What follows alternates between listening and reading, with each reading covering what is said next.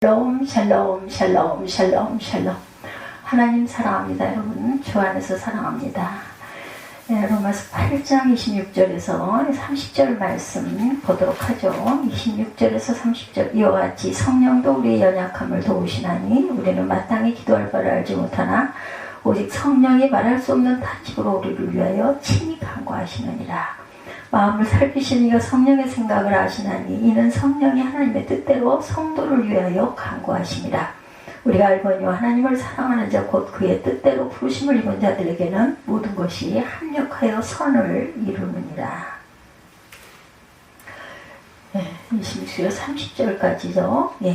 하나님이 미리 아신 자들을 또한 그 아들의 형상을 본받기 위하여 미리 정하셨으니 이는 그로 많은 형제 중에 맏아들이 되게 하려 하심이라. 또 미리 정하신 그들을 부르신 그들을 의롭다 하시고 의롭다 하신 그들을 또한 영화롭게 하셨느니라. 이렇게 말씀하고 있어요. 영화롭게 하신 하나님, 우리에게 모든 것들을 성령의 능력으로 행하게 하시는 하나님이시죠. 그 종교개혁의 신학의 선구자 루터와 칼뱅은 하나님의 주권과 인간의 자유의지가 양립할 수 없다 이렇게 얘기했습니다. 아구스티누스가 주장한 원죄교리, 모든 인간은 태어날 때부터 아담의 죄를 물려받는다는 원죄교리를 받아들여서 아담 이후에 모든 인간은 죄인으로 태어나고 인간의 의지 또한 부패했기 때문에 진정한 자유의지다, 의지가 아니다 이렇게 주장하죠. 특히 루터는 인간의 의지는 노예의 의지일 뿐이다 이렇게 잘라서 말합니다. 인간의 의지는 선과 악을 마음대로 선택할 수 있는 자유의지가 아니라 오직 악을 선택할 의지밖에 없는 노예의지에 불과하다고 이렇게 평가절하를 하기도 했어요.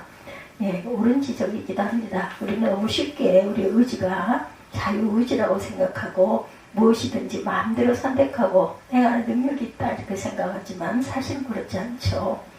조금 더 생각해보면 공부하고 싶다고 해서 공부가 마음대로 되지 않습니다. 담배를 끊고 싶은데 잘 끊어지지 않죠. 내 의지대로 마음과 감정이 움직이지 못합니다. 우리가 아무리 선을 행하겠다고 애를 써도 선을 행하기가 정말 어렵습니다. 서서 선을 행한다 하더라도 우리가 행한 선을 깊이 들여다보면 선한 행동 속에 10가지 악이 섞여 있다는 것도 깨닫게 됩니다. 선을 행하는 과정에 나도 모르게 악을 범하는 경우 또한 의외로 많습니다. 루터가 말한 대로 인간의 의지는 죄의 지배를 받은 노예 의지에 불과하고 우리가 상상하는 자유의지가 아니다. 그러나 그럼에도 불구하고 인간의 의지가 아예 없는 것 또한 아니죠. 인간의 의지가 아무리 썩은 노예 의지에 불과하다 할지라도 어찌됐든 인간은 의지가 살아있는 의지적인 존재다. 의지의 주인인 주체. 인간의 이성이 아무리 부패하고 어두워졌다 해도 그 이성으로 눈부신 과학기술을 발전시켰고 찬란한 문명을 일구어냈듯이 인간의 의지 또한 아무리 부패하고 무기력하다 해도 의지가 있기 때문에 역사의 수많은 역경과 고난과 절망을 이겨내며 지금까지 살아낼 수 있었던 것. 구원을 받은 것도 마찬가지입니다. 인간의 의지로는 하나님의 의를 성취할 수 없고 하나님의 구원을 선택할 수도 없지만 그래도 의지가 살아있는 가운데 구원을 받았어요. 우리는 하나님의 나를 구원하신 것은 맞지만 컴퓨터를 이 방에서 저 방으로 옮기듯이 나를 다루어서 구원한 것이 아니라 내 안에서 나를 통해 구원하셨습니다. 제가 구원받은 내력, 저는 어떤 그 달에 구원을 받았다. 예를 들면 1월 1일에 구원을 받았다. 그 전까지는 교회 나가본 적도 없고 성경을 배워본 적도 없다. 하나님에 대한 관심도 없었고 종교에 대한 관심 또한 없었다. 참된 인간 되고 싶다는 막연한 열망은 있었지만 인간이 어떤 존재인지를 알 수가 없어서 답답했을 뿐만 아니라 종교적인 관심도 없었고 인생에 대한 깊은 회의나 절망 같은 것도 없었다. 그래서 평범하게 학교를 다니고 또 입시를 봐서 대학에 합격한 그 대학생이다. 그런 저희가 바로 어떤 주변에 있는 어떤 형이 신앙생활을 시작하더니 전도를 하기 시작합니다. 하나님의 우주 만물을 창조하시고 하나님을 창조하셨다. 하나님 지금도 살아계셔서 만물을 다스리신다는 이야기를 중심으로 이런저런 설명을 했다고 그러죠. 그러나 신앙을 결사반대했던 저는 젊은 청년이 자기 힘으로 인생 살 생각을 해야지 믿지도 않은 하나님께 매달리면서 도와달라고 기도하면 되겠느냐 이렇게 신랄하게 비판을 했다는 거죠. 근데 어느 때부턴가 그 안에 묘한 생각이 들어옵니다. 그 전도받은 청년의 이야기입니다.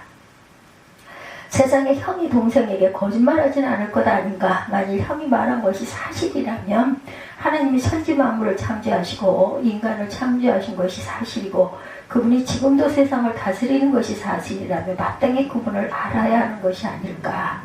이 세상을 만드신 분도 알지 못한 채 이 세상을 사는 것은 너무 뻔뻔한 일이 아닐까라는 그 묘한 생각이 들더랍니다. 이런 생각을 형에게 말하진 않았고 그러다 어느 날 아침밥을 먹고 도서관으로 공부를 하러 가는 길에 형이나 같은 교회 대학부 회장을 만나게 됩니다.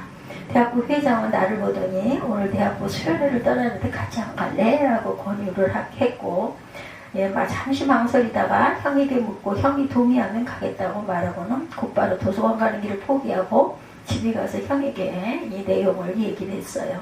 형은 같이 가자고 좋아했죠. 이렇게 뜻하지 않게 대학 그 수련회에 참여합니다. 대학부 회원들에도 낯설었고 예배도 낯설었고 찬양도 낯설었고 설교도 낯설고 모든 게 다 낯설었어요. 대학부를 지도하시는 전도사님의 설교가 하나도 귀에 들어오지 않습니다. 처음부터 끝까지 말도 안 되는 소리다 이렇게 들립니다. 도무지 말이 되지 않은 헛소리다 생각이 들었다고 그러죠. 밤이 됐어요. 온 세상이 캄캄한데 무슨 말인지 다들 산 중턱으로 올라갑니다. 무슨 일인지 무작정 따라왔겠죠. 어느 정도 올라가자 인솔 하시는 전도사님께서 한 사람씩 머리에 손을 얹고 기도를 해주더랍니다. 제 머리에도 손을 얹고 기도했는데 아무런 느낌도 당연히 없었겠죠. 그 전도사님의 손가락 힘이 얼마나 센지 머리만 아팠다고 그래요. 그렇게 안수기도가 끝나자 사람들이 주변에 흩어져서 자신만 멍하니 남게 됩니다. 조금 있습니다. 여기서 작은 기도 소리들이 들리더래요. 혼자 멍하게 있기가 뭐해서 조그만 바위 밑으로 걸어가 앉았고 기도하는 생각도 없이 기도라는 생각 없이 그냥 마음으로 생각을 중얼중얼 했다고 그러죠. 하나님 나도 참 웃깁니다. 하나님이 있는지 없는지도 모르면서 사람들이 하나님이 있다고 하기 때문에 하나님이라고 한번 해봤을 따름입니다. 나는 하나님이 있는지 없는지 모릅니다. 사람들은 하나님이 천지만물을 창조했다고 합니다. 사람도 만들고 살아서 세상을 다스린다고 지금도 살아계셔서 세상을 다스린다고 합니다. 나는 다른 하나님은 알고 싶지 않습니다. 단지 천지 만물을 만드시고 지금도 살아계신 하나님이 있다면 나는 그 하나님을 알고 싶습니다. 기도했네요. 이렇게 몇 마디를 중얼대고 나니 더 이상 할 말이 없더랍니다. 곧바로 일어나 사람들이 모이기를 기다렸다가 함께 숙소로 내려와서 잠을 잤다고 그러죠. 그리고 이튿날 아침에 새벽이 되었고 새벽 예배에도 그 전도사님이 설교를 하시더랍니다. 근데 알 수 없는 일이 벌어져요. 전도사님 설교가 귀에 쏙쏙 들어오더랍니다. 설교를 들으면서 그렇다 고개를 끄덕거리고 있더라죠. 본인이 정말 이상했어요. 참 이상하다. 왜 이렇게 다 수긍이 될까? 어제만 해도 전부 엉터리로 들렸는데 왜 옳은 소리로 들리지? 알 수가 없더라죠. 간밤에 콧물을 흘리며 회개한 것도 아니고 꿈속에서 환상을 본 것도 아닌데 희한하게 그 말씀이 맞다 인정이 됐다라는 거죠. 수련회를 마치고 산을 내려올 때는 온 천지가 새롭게 느껴지더랍니다. 내가 밟고 있는 모래 하나도 새로웠고 온 산의 나무들이 다 나를 환영하는 것 같더라. 마치 우주의 왕자가 된 것 같은 느낌이 들었다는 거죠. 그리고 그 다음 주일부터 자신의 발로 교회 나가 하나님을 예배하기 시작했다고 합니다. 저는 이 말씀, 이 간증을 읽으면서 목이 메네요.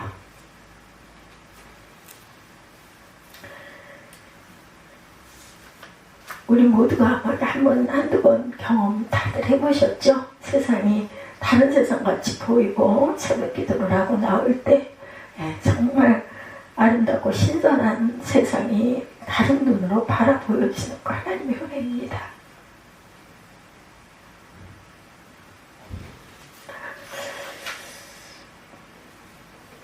온 세상을 지으신 참 하나님이 있다면 그분이 알고 싶다는 아주 작은 마음의 움직임들, 여러분들도 처음에 하나님을 알 때 어린 나이 아니면 뭐 이분처럼 청년기 아니면 뭐 중고등학생 때 그죠? 옆에 짝꿍을 통해서 친한 친구를 통해서 아니면 부모님을 통해서 교회 처음 가서 은혜 받을 때 이런 증상들 정말 맞습니다. 이렇게 되죠. 작은 마음의 움직임, 하나님을 알게 되는 결정적 계기가 이렇게 됩니다. 작은 마음의 움직임, 뭐 큰 마음 아니어도 괜찮습니다. 조그만한 마음의 움직임. 나 자신의 의지로 하나님을 믿었다고 할 수는 없지만, 내 의지와 상관없이 믿었다고 할 수도 없다. 구원받을 때 하나의 물건이 아니었다. 깨달은 보릿자루가 아니었다. 내 의지를 따라 행동하고 살아있는 인간이었던 거죠. 그러나 내가 믿은 것은 아니고 묘하게도 믿어졌다. 어떻게 믿어졌는지 설명할 수 없지만 믿어졌고 믿어져서 믿었다입니다. 사람마다 믿음에 이르는 과정이 각각 조금씩 다르지만 아마 이런 경험들 다들 하셨을 거예요. 모든 참된 믿음은 믿어져서 믿는 믿음이다. 믿어져서 믿는 믿음이 하나님으로 말미암은 믿음이고 성경에서 말하는 믿음이고 하나님의 구원에 이르는 믿음입니다. 바울은 빌립보서에서 너희 안에서 행하시는 일은 하나님이시니 자기의 기쁘신 뜻을 위하여 너희로 소원을 두고 행하게 하시나니 모든 일을 원망과 시비가 없이 하라라고 말합니다. 하나님은 항상 사람 안에서 행하시는데 하나님의 뜻을 강제로 기계적으로 믿고 나가는 게 아니라 우리 마음에 소원을 주셔서 자발적으로 행하게 하신다는 이야기입니다. 바로 이것이 하나님의 통치의 방식입니다. 하나님은 인간의 자유의지를 통제하지 않으시고 다스리시죠. 다스림 없이 다스립니다. 바람이 어디서 와서 어디로 가는지 알지 못하는 것처럼 성령의 역사, 하나님의 일하심도 어디서 와서 어디로 가는지 알 수 없는 방식으로 이루어집니다. 그 이유는 성령의 역사를 알지 못하는 그 이유, 왜 사람이 성령의 역사를 알지 못하는 것일까? 하나님이 내 안에 계시고 나도 하나님 안에 있기 때문이에요. 하나님과 나 사이에는 경계가 있으면서도 경계가 없다. 조금만 더 생각해보면 하나님은 나와 본질적으로 다른 분이시다. 그분과 나 사이에는 절대 뛰어넘을 수 없는 경계가 있어요. 그런 면에서 하나님은 전적인 타자이시다. 하지만 하나님은 전적인 타자이면서 또한 나와 동일한 나와 함께 하시는 분이시기도 합니다. 나와의 경계가 있으면서도 경계가 없는 분, 내 안에 계신 하나님과 하나님 안에 있는 나를 경계 지을 수 있는 방법이 도무지 없습니다. 아무리 영적 분별력이 탁월한 사람이라고 내 안에 계신 하나님과 하나님 안에 있는 나를 경계 지을 수는 없죠. 그리고 하나님과 나 사이를 경계 지을 수 없기 때문에 하나님께서 나를 다스릴 수도 없다. 인간의 자유의지를 통제하지 않으면서 통치할 수 있는 것이라는 거죠. 다스림 없는 다스림입니다. 바로 로마서 8장에서 죄와 사망의 법을 뛰어넘는 생명의 성령의 법에 대해서 설명하고 있어요. 하나님이 세상을 구원하기 위해 어떻게 일하셨는지를 말씀합니다. 하나님의 성령께서 하나님의 뜻대로 성도를 위하여 친히 간구하신다, 일하신다라고 말씀하죠. 그 후에 바울은 하나님의 능력이 얼마나 탁월하신지를 증거합니다. 29절에서 30절에 보면 하나님이 미리 아신 자들을 미리 정하시고 미리 정하신 자들을 부르시고 부르신 자들을 의롭게 하시고 의롭다 하신 자들을 영화롭게 하신다. 29절 30절입니다. 보고 가죠. 하나님이 미리 아신 자들을 또한 그 아들의 형상을 본받게 하기 위하여 정하셨으니 이는 그런 많은 형제 중에 맏아들이 되게 하시니라. 미리 정하신 그들을 부르시고 부르신 그들을 또한 의롭게 하시고 의롭다 하신 그들을 또한 영화롭게 하셨느니라. 이렇게 증거하고 있어요. 영화롭게 하신 하나님이시죠. 성령께서 성도를 위하여 간구하는 방식, 하나님이 인간의 자유의지를 존중하는 방식으로 아주 겸허하게 일하신다 했고, 뒤에서는 하나님의 절대 주권을 따라 하나님 미리 아시고 정하신 대로 이후의 일들을 진행된다. 이처럼 앞뒤의 뉘앙스가 완전히 다른 이야기. 그리고 그 중간에 하나님을 사랑하는 자, 곧 그의 뜻대로 부르심을 입은 자들에게는 모든 것이 합력하여 선을 이루느니라. 아주 절묘한 말을 합니다. 이 말씀은 하나님께서 모든 사건이나 사태를 외면하거나 포기하지 않으시고 끝까지 돕고 이끌어 가신다는 뜻. 인간의 자유의지로 인해 어떤 사태가 빚어지더라도 그 모든 일을 통해 결국 종래는 선을 이루신다. 하나님의 구원으로 이끌어 가신다라는 말씀이죠. 하나님의 뜻이 기계적인 방식으로 착착 진행되는 게 아니라 유기적인 방식, 인격적인 방식으로 진행된다. 하나님의 뜻이 인간의 자유의지를 짓밟으면서 일사천리로 진행되는 게 아니라 인간의 자유의지와 부딪히면서 수많은 우여곡절을 통과한다는 뜻을 내포합니다. 이것이 바로 하나님의 통치 방식이다. 다스림 없이 다스리는 방식, 인간의 자유의지를 통제하지 않으면서 통치하는 방식, 즉 하나님의 절대 주권과 인간의 자유의지가 공존하는 방식으로 한 사람의 삶을 이끌어 가시고 역사하신다. 중국의 장편소설 서유기 여러분들 아십니까? 네, 비슷한 이야기가 나오죠. 서유기 손오공이 날고 가는 재주를 마음껏 부리죠. 그러나 손오공이 아무리 날고 기는 재주를 부려도 삼장법사의 뜻은 벗어나지 못한다. 부처님 손바닥에서 벗어나지 못해요. 인간의 자유의지도 마찬가지죠. 예. 인간의 자유의지가 아무리 활개를 친다 해도 하나님 손바닥, 하나님 안에서 벗어날 수가 없습니다. 아담의 경우도 하나님의 뜻을 거스르고 선악과를 먹었지만 그랬다고 해서 하나님의 뜻이 무너졌나? 그렇지 않죠. 아담의 불순종에도 불구하고 하나님께서는 당신의 나라를 꼿꼿이 이루어 가십니다. 무터나 칼뱅은 인간의 자유의지가 하나님의 주권을 무너뜨릴 거다라고 염려했지만 하나님의 주권은 그렇게 쉽게 무너지지 않습니다. 네. 불멸이죠. 인간의 자유의지에 구멍이 뚫릴 만큼 그렇게 허점이 많지 않다. 허전하지도 않다. 하나님의 절대 주권, 인간의 자유의지를 넉넉히 품고도 남을 만큼 넓고 깊습니다. 하나님은 인간의 자유의지를 통제하지 않으면서 통치하시고 다스림 없이 다스리신다. 이것은 신비예요. 인간의 자유의지를 통제하지 않으면서 통치하는 것, 다스림 없이 다스리는 것, 하나님의 절대 주권과 인간의 자유의지를 양립시켜가면서 온 세상을 다스리는 것은 동의무지 설명되지 않는 신비다. 바울은 이 신비를 달리 표현할 수가 없어서 모든 것이 합력하여 선을 이루신다 이렇게 표현합니다. 또 이런 하나님의 지혜와 지식에 놀라 깊도다. 하나님의 지혜와 지식의 풍성하며 그의 판단은 헤아리지 못할 것이며 그의 길은 찾지 못할 것이로다. 로마서 11장 33절이죠. 바울은 모든 것을 합하여 선을 이루는 것이야말로 하나님의 진짜 실력이고 하나님의 절대 주권의 참 모습이다 라고 봅니다. 구원의 신비를 단적으로 좁게 이해하지 않았어요. 원인론적인 해석의 틀로 이해하지 않습니다.